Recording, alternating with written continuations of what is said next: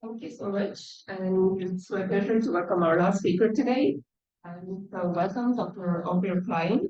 So Dr. Klein is the Executive Director of Cedar-Sinai Caring Children's and the David and Meredith Kaplan Distinguished Chair in Children's Health. He's also an adjunct professor of pediatrics and children's health at the University of California, San Francisco, where until recently he was a full professor. He's a member of many societies, including the American Society of Clinical Investigation, Association of Physicians, Academy of Medicine, and his research focuses on understanding how organs develop in the embryo and how they regenerate in the adult. And today's talk will focus on intestinal development. Thank you. All right, thank you very much. I was just chatting with Alex, and it seems like we got a little bit behind, so I'm going to shorten my talk to try to get us back on track. So I'll focus mostly on the homeostasis part, and I'll skip the repair part. So our lab is generally interested in how organs form in embryos and how they renew and regenerate in the adult. And we look at the craniofacial complex and the intestine as the two main parts of the body. So as you heard, I'm going to focus on the gut today. And I'll just tell you the story about longitudinal zonation, which is spatial in the sense that we look across the proximal distal axis of the gut. And I'll leave the lymphangiocrine factors for another time. So the gut is one of the most regenerative organs in our body. In both mouse and human. It turns over every several days. And the business end are these, in the small intestine, are these structures called villi, which is where the absorption of nutrients and secretion of hormones and mucus and other substances happen. And then the progenitors are present in the crypts. So if you section through here, you get a structure that looks like what you see in this cartoon with stem cells present at the base of the crypt. They make these proliferative progenitors called transit amplifying cells, and then they terminally differentiate into the absorptive and secretory cells. And then within a few days, they get sloughed off the tip of the villus in a process called anoikis. And about 15 years ago or so, there was a really important discovery made by Hans Klever's lab in the Netherlands, because there had been this debate about where exactly the intestinal stem cells reside at the base of the crypt. And what the Klever's lab showed was that these green cells called crypt-based columnar cells that are sandwiched in between the red cells, which are the secretory Paneth cells, express a gene called LGR5, which is a part of the Wnt signaling pathway. And I'll just summarize where things stand right now in the field, which is that these CBCs are thought to be the workhorse stem cells of the gut that fuel the normal, the homeostatic turnover. So our lab first got into this through a collaboration with Fred de Sauvage's lab at Genentech, which had made a very nice allele in which a diphtheria toxin receptor together with a GFP reporter were knocked into the LGR5 locus. And in this low magnification view, you can see the GFP expressed at the base of all of the crypts. And in the high mag view, in red is a marker of proliferation. So both the CBCs and their descendants are quite highly proliferative. So because there was this idea that the CBCs were the workhorse stem cells for the gut, we hypothesized that by ablating them, this would lead to catastrophic effects on the intestine. And we had a whole series of experiments planned around this. And we're actually very surprised to see that this is now published a little over 10 years ago, that when we ablated the CBCs, this is over a 24-hour period, and this is 10 days, so 2 rounds of renewal. Looking histologically and in every other way that we could think of, the gut looked totally fine. So this was very surprising. And yet, when we gave the toxin, ablated the CBCs, and then withdrew it, the LGR5 stem cells reappeared. So you can see that here we give the toxin for several days, all the green cells are gone, and then as soon as we withdraw it, they begin to come back. And within about 3 days, they've repopulated the base of the crypt. So this was really interesting for a number of reasons, but in particular, what this got us thinking a lot about was the remarkable plasticity that the stem cells of the crypt can display. The gut likes to have them there during homeostasis, typically does, but when we ablate them, it can function well without them. And there have been a number of labs that have looked at this. I'll just summarize work from the field over the past several years. The idea is that during homeostasis, these LGR5 expressing cells are the ones that drive the normal turnover. When we ablate them, or if they're eliminated through other perturbations like irradiation or chemotherapy, the cells that have begun to differentiate will de-differentiate and fall back into the base of the crypt.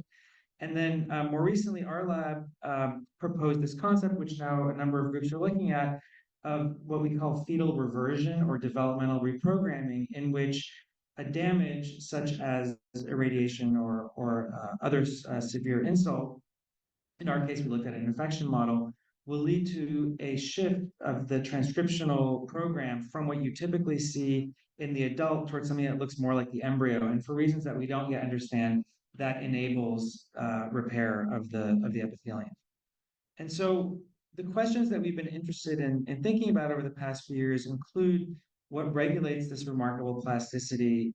How do the stem cells sense and respond to various perturbations like injury and inflammation? And then in the long run, can we harness this remarkable plasticity and regenerative ability in order to think about treating diseases? And so I'm just going to, like I said, skip this first part in order to get us back on time.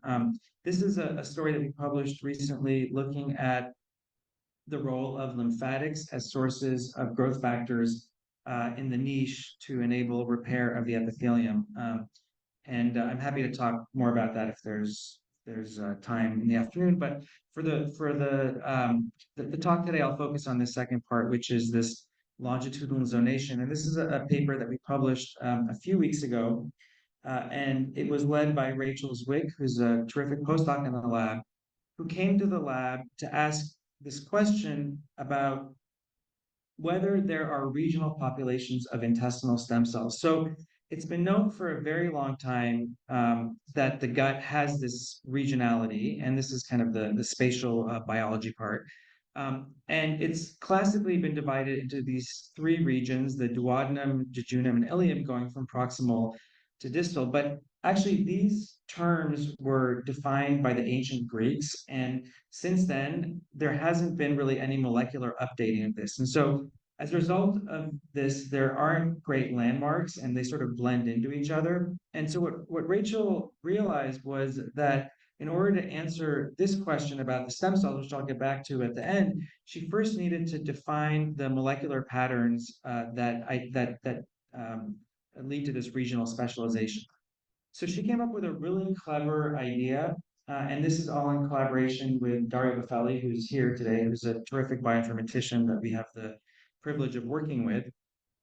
And so the proposal that Rachel came up with and that she and Dario elaborated was to take the mouse intestine, which is about 30 centimeters long, and cut it up into 30 individual segments that are about 1 centimeter. And then using a sample barcode, this is a technique that we collaborated with Zev Gardner's lab at UCSF on. So each of these colors represents a different sample barcode that's applied. We can then pool the samples and do single cell RNA sequencing. In this case, what Rachel decided to do, because she's interested in the stem cells, is to have two populations. One is just the intestinal stem cells, and the other is all of the epithelial cells. And then use the 10x platform for single cell RNA sequencing. And so Rachel and Dario got a very nice data set for those of you who are used to looking at single cell RNA sequencing of the gut. This will look familiar with the possible exception that there is an overrepresentation of stem cells, because here what we're doing is combining both the population of just the stem cells as well as all of the epithelial cells together.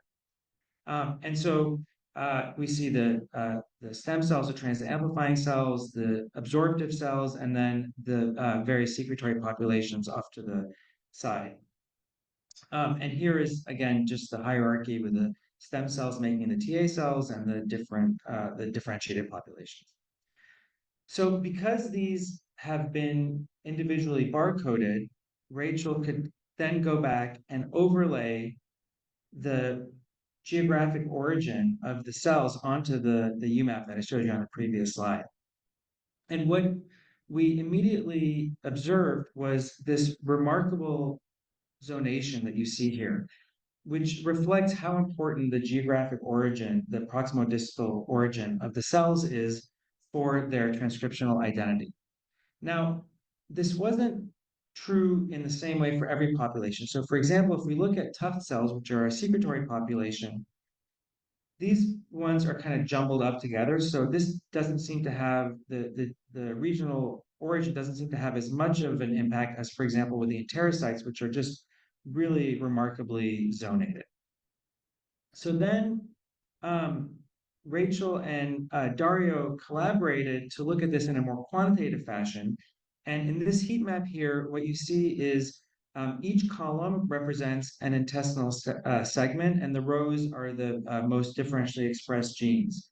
And when Rachel and Dario did this, they fed this information into the computer without telling it what order the segments are in. And what's remarkable is if you look at the heat map, these are in almost perfect order. There's a couple of places where they're a little bit jumbled up, but in general, what this shows us is how critical the origin of the cells is in terms of the proximal distal axis to their transcriptional identity. And then what I think is the most remarkable finding from this study that Rachel and Dario came up with en route to looking at the stem cells is that rather than seeing three different domains as we expected from the historical classification, there's actually five molecular regions of the gut. So this to us was a very important finding, and I think is already being absorbed and embraced by the field. We're still coming up with the right nomenclature for this. So far, we just call them domains A through E, but I think we're open to suggestions if somebody has a better idea. So um, Rachel then went in and to look at this in situ, she did sort of simplified spatial biology, which is basically looking at pairs of genes that demarcate these various domains using what's called a Swiss roll technique, in which she coils the gut up and the proximal part is on the outside and the distal part is on the inside. And so this is just one example. These are two fatty acid binding proteins, and you can see how clearly these different domains from a molecular perspective are identifiable in this way. And she's done this now for many different pairs of genes. I'll just show you a few more examples so you can see how clearly zonated the gut is. And in the paper that we just published, you can see many more examples of such in situs. So then the question was, what are the drivers of these patterns? And for this, Rachel and Daria went in and reclustered just the enterocytes, and then looked at what pathways are active in these various clusters. And what jumped out at us was that some of the main drivers of this are the metabolic pathways that are active in the gut. And this sort of makes sense if you think about what we already know from many years of research, that there are different patterns of absorption along this proximal distal axis of the gut.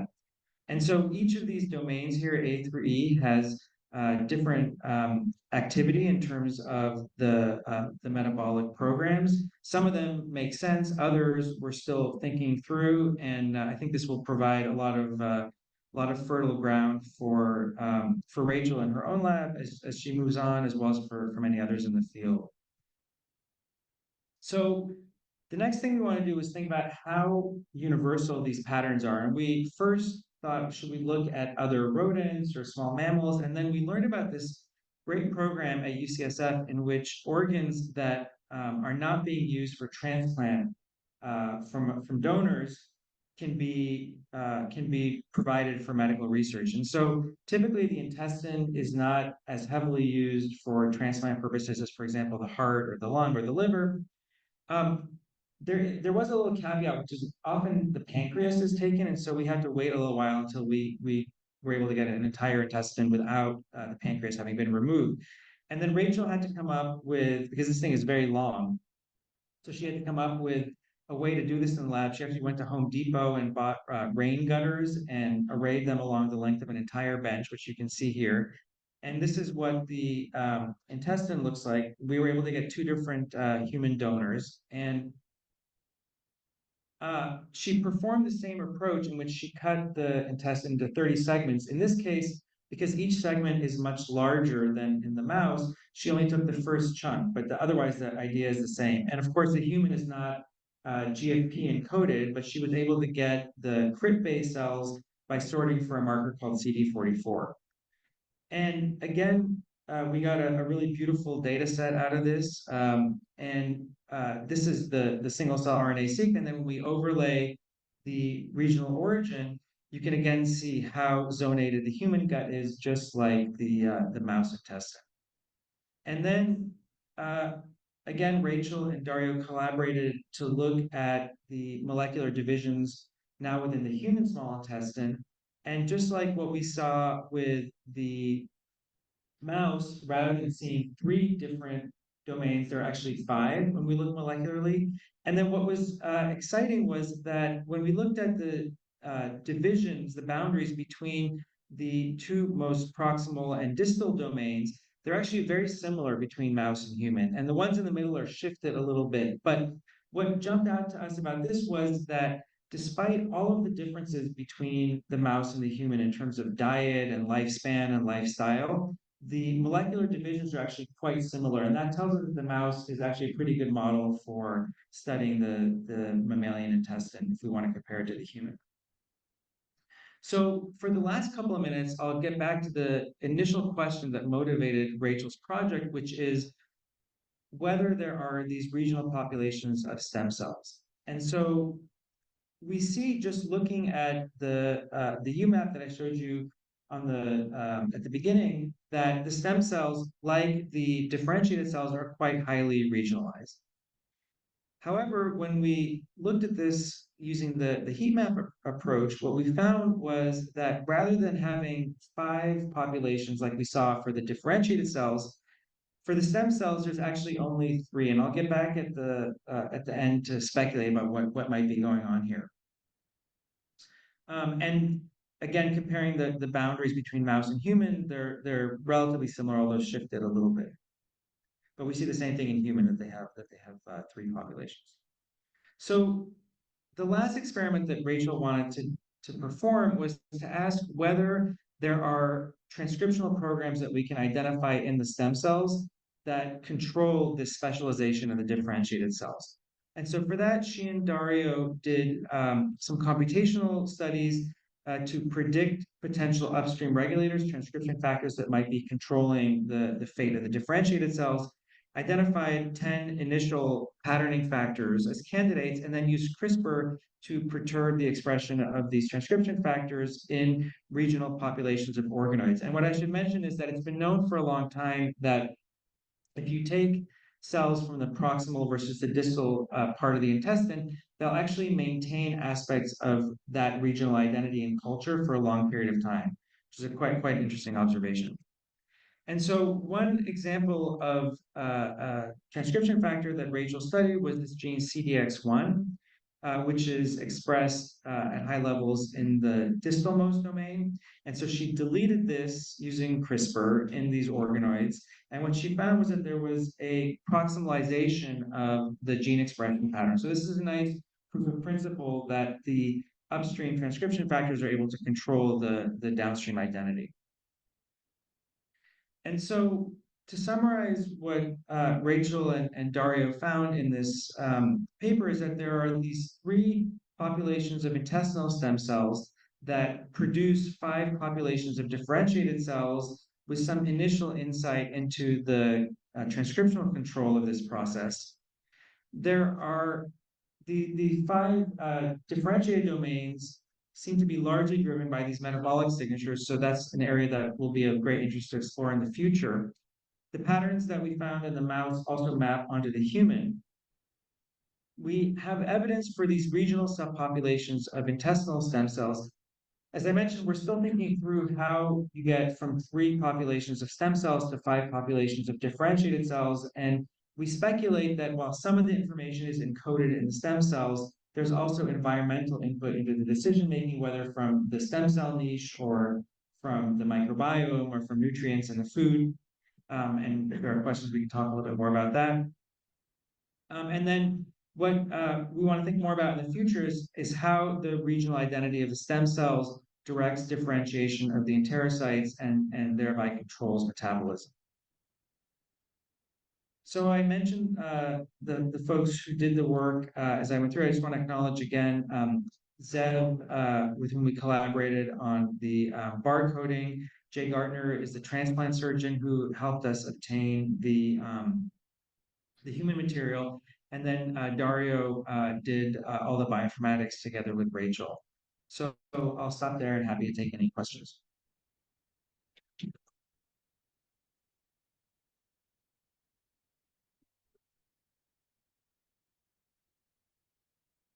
And hopefully we can continue.